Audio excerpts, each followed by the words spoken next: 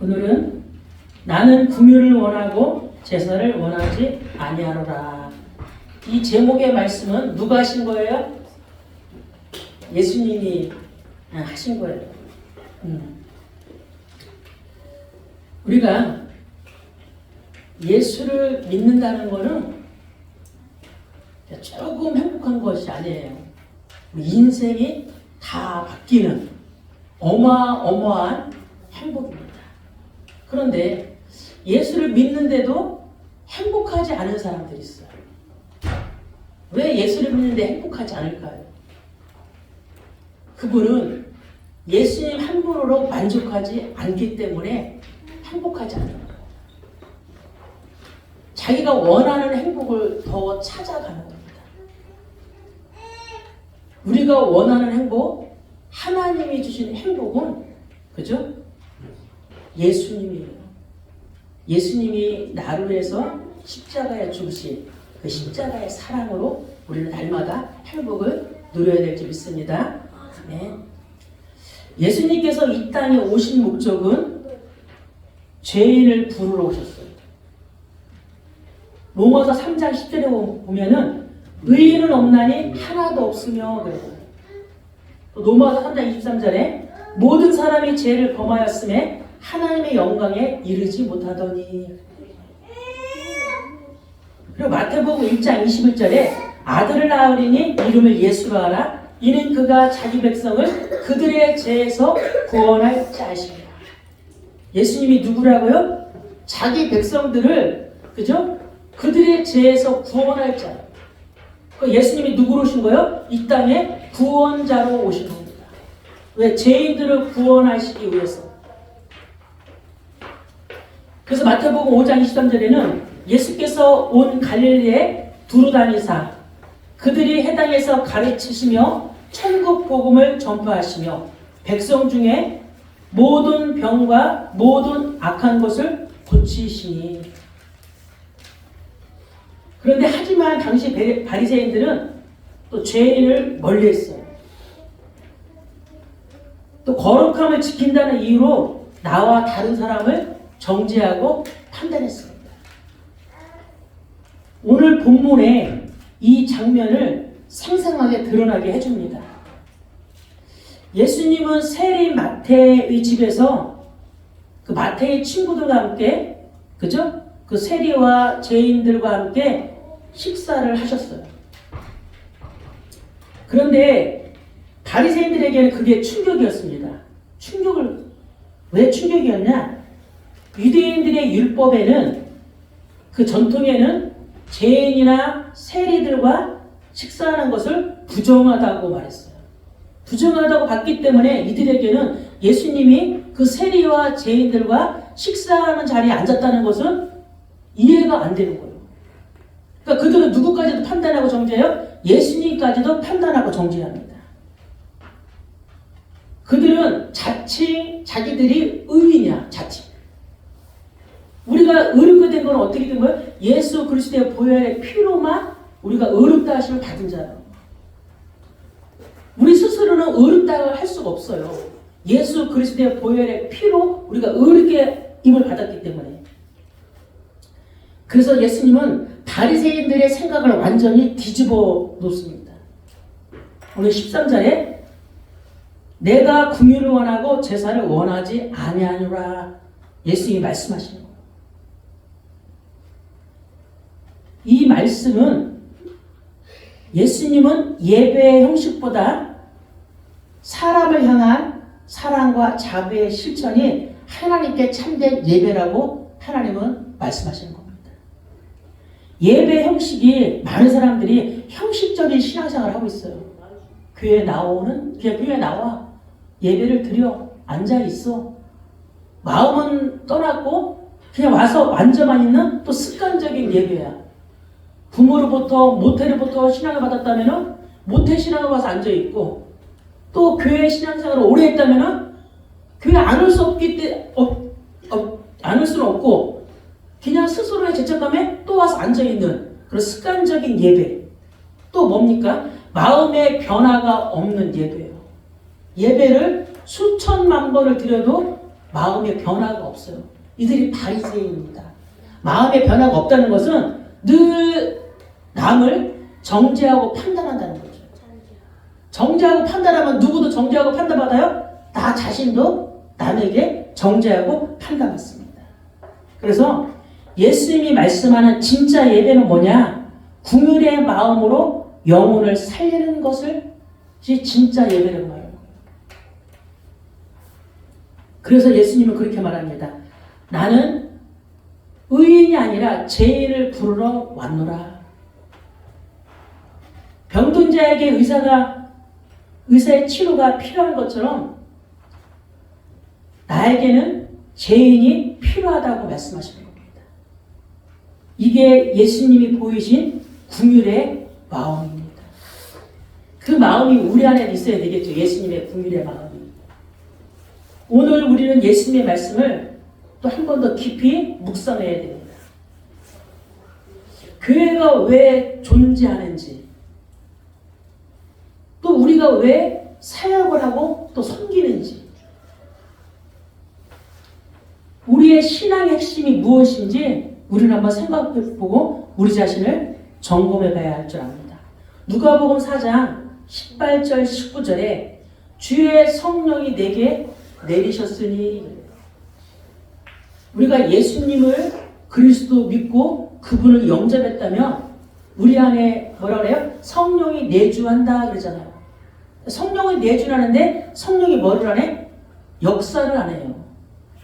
왜? 그 성령을 내가 받아들이지 않고 그 성령을 내가 나의 주인으로 여기지 않기 때문에. 주의 성령이 내게 임하셨으니 이는 성령이 임했으면 어떤 일이 일어나냐면 이는 가난한 자에게 복음을 전하게 하시려고 내게 기름을 부으시고 나를 보내사 포로된 자에게 자유를, 눈먼 자에게 다시 보게 함을 전파하며 눌린 자를 자유롭게 하시고 주의 은혜를 전파하게 하려 하심이라. 성령이 내게 임하셨다며 가난한 자에게 뭘 전해야 돼요? 복음을 전해야 돼요. 그 가난한 자는 육신의 가난도 있지만은 심령이 가난한 자요. 영혼의 갈급한 자들이 있어요. 가정 문제로, 경제 문제로, 질병 문제로, 여러 가지 문제로 갈급한 영혼들에게 그걸 가난한 자라는 거예요. 심령이 가난한 자, 복음을 전하게 하시려고. 또 포로된 자에게 자유를 주려고 해요. 자유가 없어. 예수 믿는데 자유함이 없어. 아직도 죄의 종으로, 과거의 종으로, 그죠? 남편의 종으로 묶여 사는 사람들이 많아요. 그래서 수고하고 무거운 짐자들 다 내게로 오라는 거예요. 내가 너에게 힘을 주겠다는 거죠. 눈먼 자에게 다시 보게 함을, 그죠? 눌린 자를 자유롭게 하시고 이게 주의 은혜를 전파하게 하시니라. 이거는 뭐예요? 구원의 때를 말하는 거예요. 이들에게 구원을 선포하겠다. 하나님의 특별한 은혜의 시간이 예수님 안에서 이루어졌다는 겁니다. 우리가 성령이 우리 안에 임했다면 우리도 이런 역사가 일어나야 됩니다. 첫 번째, 예수님은 죄인과 가까이 하십니다. 우리 10절에 보면 예수께서 마태의 집에서 앉아 음식을 잡수실 때 많은 세리와 죄인들이 와서 예수와 그의 제자들과 함께 앉았더니, 예수님은 세리와 죄인들과 함께 앉아 계셨던 거예요. 이거는 단순한 만남이 아닙니다. 예수님이 만나는 자마다 뭐요? 살아난다니까. 예수님이 만나는 자보다 구원받아요. 단순한 만남이 아니라 식사, 교제, 이런 관계의 자리에서, 그죠? 하나님은 이들을 살리려고 함께 하시는 거예요. 그런데 바리새인들은 이 장면을 보고, 바리새인들이 봤을 때 이 장면은 부정하는 거예요. 이해가 안 되는 거예요. 무슨 예수님이 죄인들과, 그죠? 저 세리들과 같이 식사를 할 수 있어. 근데 예수님의 의도는 세리와 죄인들을 구원하시기 위해서 그들에게 가까이 가신 거예요. 누가복음 19장 10절에 보면은 인자가 온 것은 잃어버린 자를 찾아 구원하려 하심이라. 예수님이 누구로 왔어요? 사람으로 왔기 때문에 여기서 인자라고 말하는 거예요. 예수님이 오신 목적은 그죠? 잃어버린 자를 찾아 구원하려고 오신 거예요. 로마서 5장 8절에 우리가 아직 죄인 되었을 때 그리스도께서 우리를 위하여 죽으신 거예요. 우리가 하나님 만나지 못하고 그죠? 아담 이후로 죄인 되었을 때 이미 2000년 전에 예수님이 십자가에 못 박아 죽으셨어요. 그리고 부활하시고 우리를 예수로 영접하는 사람마다 다 뭐 받았다래요? 구원받았다 그러는 거예요. 오히려 예수님은 죄가 없는 사람과 함께하지 않았어요. 오히려 죄인과 함께 하시면서 그들을 변화시켰습니다. 마태복음 5장 17절에 보면은 내가 율법이나 선지자를 폐하러 온 줄로 생각하지 말라. 폐하러 온 것이 아니요 완전하게 하랍니다. 예수님은 구약의 율법을 폐하려고 오신 분이 아니에요. 구약의 율법을 완전하게 하시기 위해서 오신 겁니다. 여기서 완전하다는 것은 필요한 것이 모두 갖추어져서 모자람이 흠이 없다는 거예요. 우리가 예수님을 만남으로 해서 흠이 없어지는 자예요. 우리가 혼자 있으면 늘 흠이 있는 자예요. 그러니까 늘 예수님께 가까이, 십자가 앞에 가까이, 십자가 함께. 그럴 때마다 우리는 뭐요? 의인이다 그러는 거예요. 교회 안에 완벽한 성도가 없죠. 저도 늘 부족합니다. 늘 한 주간 동안에도 지치고 힘들고 병든 마음으로 또 주님 바라보면서 힘을 얻으면서 나에게 은혜를 주세요. 나에게 힘을 주세요. 제가 지금 지쳐 있습니다. 주님께 날마다 기도합니다. 그래서 교회에는 완벽한 성도가 없다는 거예요. 오래된 자기 중심의 성도가 있을 수 있고 또 연약한 성도가 있을 수 있고 다듬어지지 않은 성도들을 다 다양합니다. 또 질병 속에 고통당하는 성도, 또 부부관계로 힘든 성도, 인간관계로 힘든 성도. 그래서 우리는 율법으로는 의롭다함을 얻을 수가 없어요. 율법으로는 의롭다. 율법을 가지고 있는 사람은 늘 어떤 눈으로 보냐면 정죄하고 판단하는 눈밖에 안 보여요. 예수 그리스도의 보혈의 피를 믿음으로 의롭다함을 얻은 자들이다. 그래서 우리는 날마다 보혈의 피를 붙잡을 때 연약함에서 또 자기 중심에서 넘어설 수 있습니다. 보혈의 피를 붙잡을 때만. 그게 예수 그리스도의 십자가의 피잖아요. 두 번째, 종교는 비판하고 판단하고 정죄하지만 예수님은 긍휼을 베푸십니다. 마가복음 7장 1절에 3절에 비판을 받지 아니하려거든 비판하지 말라. 너희가 비판하는 그 비판으로 너희가 비판을 받을 것이요 너희가 헤아리는 그 헤아림으로 너희가 헤아림을 받을 것이니라 그랬어요. 여기서 헤아림이라는 뜻은 우리가 긍휼을 베푸면 긍휼을 받고 우리가 또 정죄를 헤아리면 또 정죄를 받는다는 거예요. 우리의 마음속에는 늘 뭐가 있어요? 긍휼한 마음이 있어요. 그래서 말하는 거예요. 3절에 어찌하여 형제의 눈속에 있는 티는 보고 네 눈속에 있는 들보는 깨닫지 못하느냐. 예수님의 구원의 십자가가 내 안에 들어와 있으면 십자가의 진짜 은혜를 한다면 우리는 그 누구도 정죄하고 판단할 수가 없어요. 왜 나를 보면 나도 못하는 게 너무 많은데 나도 할 수 없는 게 너무 많은데 내가 할 수 있는 거는 뭐요?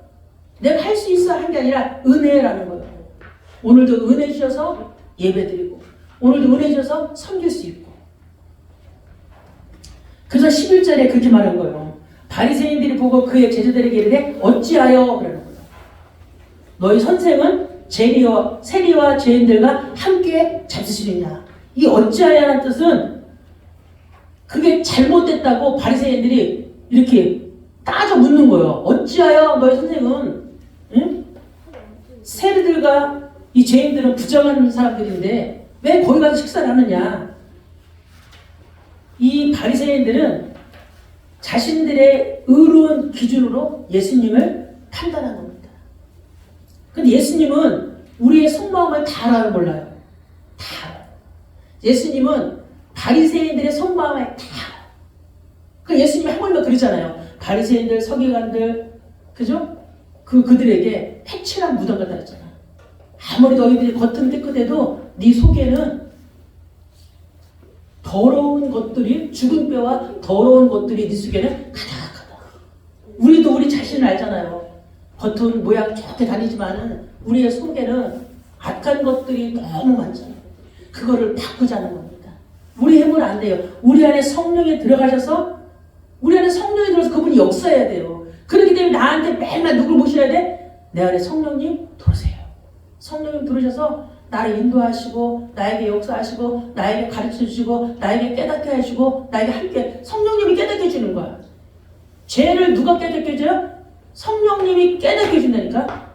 우리는 우리 자신 스스로가 뭐라 그래? 나는 죄 없는데? 나는 잘하고 있는데? 나 예배도 잘 나오고, 나 헌금상에 가도 그렇게 하고, 나 주방에 선신도 많이 하는데? 그걸 말하는 게 아니에요. 우리의 속사람에서. 바리새인들은 종교적 기준과 형식은 철저했어요. 철저했다고. 근데 사람에 대한 긍휼은 없었어요. 우리가 사역을 아무리 잘해도, 목사가 아무리 보기에 거룩해 보여도 이 속사람을 통해서 썩어 있으면은 목사가 사역 잘하는 게 아닙니다. 메시지만 아무리 잘한다고 돼서 목사가 되는 게 아니에요. 목사도 속사람에 바뀌어서 사랑과 섬김과 겸손으로 나가야 되는 게 목사입니다. 그래서 이 바리새인들도 뭐가 없었냐? 영혼에 대한 안타까움도 없었어요. 오직 어떻게 하면 죄를 찾아서 정죄하고 판단하기에 급급했습니다. 그것도 예수님이 의로했다면은 용서할 수 있걸라. 자기의 의로하면은 용서가 안 돼. 자기 의니까. 왜? 나는 다 잘하고 있으니까. 부모가 자식을 혼내킬 때, 어릴 때는 자식들이 몰라요. 부모가 우주고 하늘이요. 근데 얘들이 머리가 커지면서 말을 못하는데 부모가 자기도 못하면서 잘못을 지적하면 속으는 거래요. 아빠도 잘하셔. 엄마도 잘하셔. 근데 말은 못해. 커가면서 자기 속에 담아두는 거지. 바리새인들이 그런 얘기를 하는 거예요. 죄인도 세리도 다 알아. 저것들 겉으로만, 저러고 저 속에는 사랑도 없고 긍휼도 없고 베품도 없는 저 인간들. 근데 자기들은 자기 스스로 잘났대. 나는 이런 사람이야. 나는 이런 사람이야. 그러군요. 그래서 12절에 말합니다. 예수님은 건강한 자에게는 의사가 쓸데없고 병든 자에게라야 쓸데있느니라. 예수님은 여기서 보는 죄인을 병든 자라고 봅니다. 죄인을 병든 자로 본 거예요.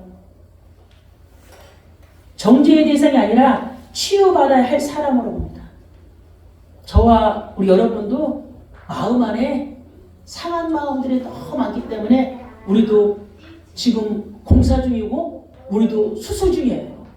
아직 완성되지 않았어요. 주님의 은혜로 살아있는 거지. 그죠? 우리 진짜 우리 손 내밀어 보면은 야, 나도 아직 공사 중이구나. 나도 수술 중이구나. 우리는 바리새인만도 못해요. 바리새인들은 십계명을 다 지키고 또 장로들의 정종 610명을 다 지켰기 때문에 이들은 그걸 못 지킨 자들을 뭐라 그래? 죄인이라는 거예요. 이들은 구원받을 수 없다는 거예요. 예수님은 죄인을 구원하러 오셨다는데도 자기의 의로.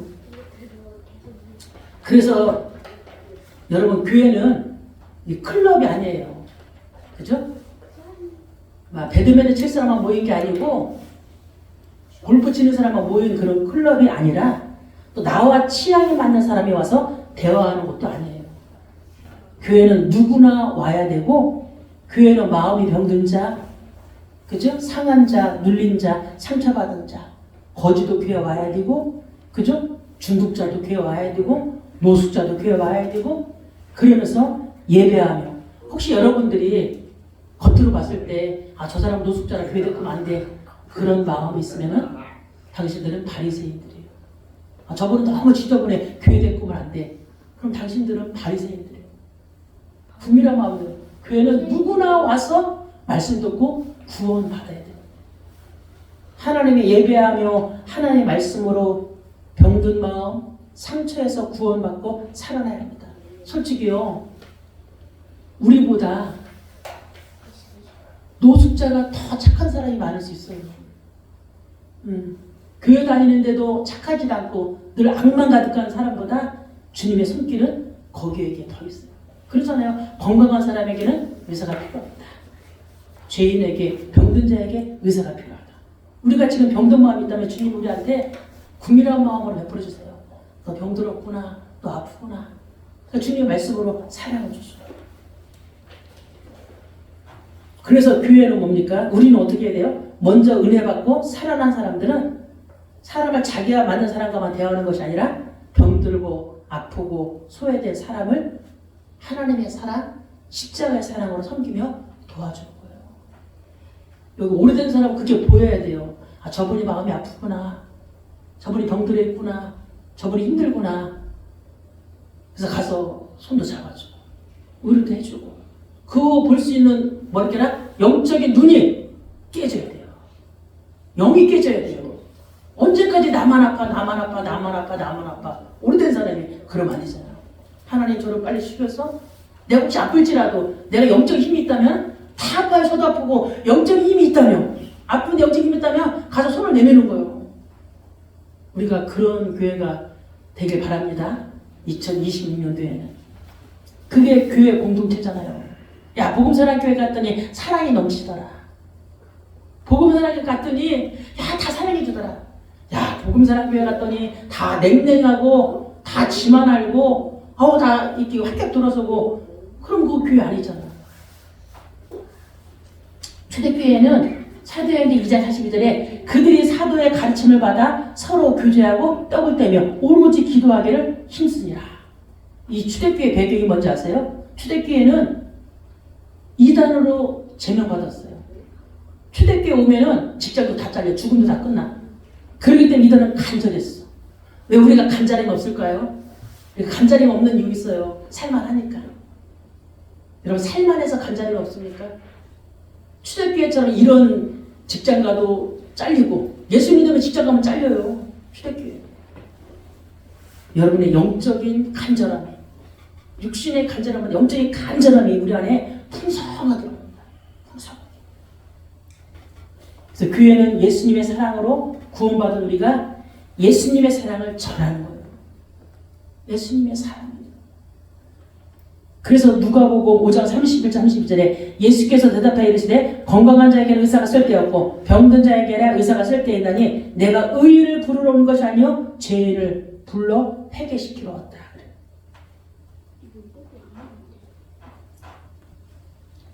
또 교회는 또 여러 가지 성도가 있어요. 어떤 성도는 인색하죠. 인색한 성도도 있고 자기 중심적이고 성숙하지 못해도 우리는 뭐야 하면 정죄하는 게 아니라 궁일한 시선으로 야, 아직 어린아이구나. 신앙생활 10년 했는데도 그 마음은 아직도 어린아이예요. 20년 했는데 아직도 마음은 어린아이예요. 뭐 상처가 그렇게 많은지 그 상처가 왜 그렇게 많은지 예수 믿으면 상처 끝입니다. 빨리 회복돼야 됩니다. 그래서 그런데 섬김을 받은 자가 또 섬기게 돼요. 참 이상하죠. 사랑을 받은 자가 사랑을 주게 됩니다. 그래서 먼저 베풀고 섬기는 자가 되시길 바랍니다. 그래서 마태복음 19장 30절에 그러나 먼저 된 자가 나중되고 나중된 자가 먼저 될 자가 많습니다. 그렇더라고 보니까 교회를 다녀보니까 먼저 된 자가 나중된 사람이 더 많아. 나중된 사람이 먼저 된 사람이 많아. 이미 마음의 밭이 그죠? 이렇게 좀 마음의 밭이 깨끗해가지고 돌아서 예수 믿는 사람들이 있어요. 그런 사람은 되게 말씀을 들을 때 빨리빨리 들으면서 빨리빨리 깨지면서 빨리빨리 대처합니다.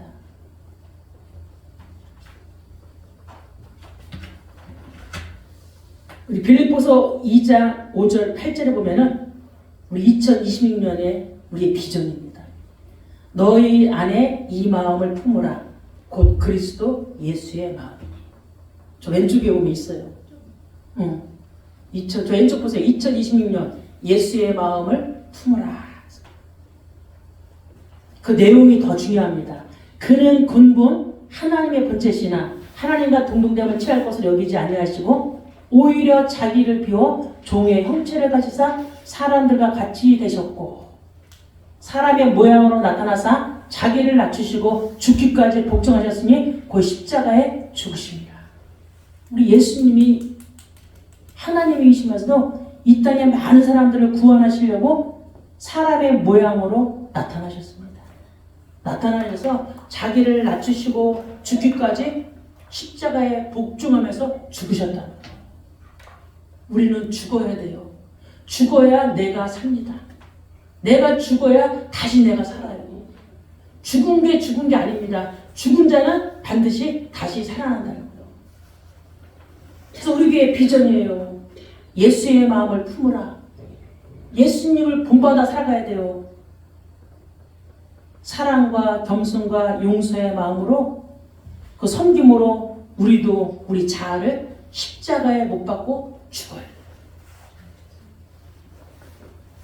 세 번째, 하나님은 제사가 아니라 궁유를 원하십니다. 예수님은 호세아서 6장 6절의 말씀을 인용해 갖고 왔어요. 나는 인애를 원하고 제사를 원하지 아니하며 번제보다 하나님 하는 것을 원하노라. 마태가 인용한 거죠. 이거는 뭐냐? 형식보다 마음을 보시는 하나님이에요. 마음이요. 예배를 드려도 사랑이 없으면 소리나는 구리와 울리는 괭과리가 되고, 헌신을 해도 긍휼이 없으면 하나님이 기뻐하시지 않는다는 거죠.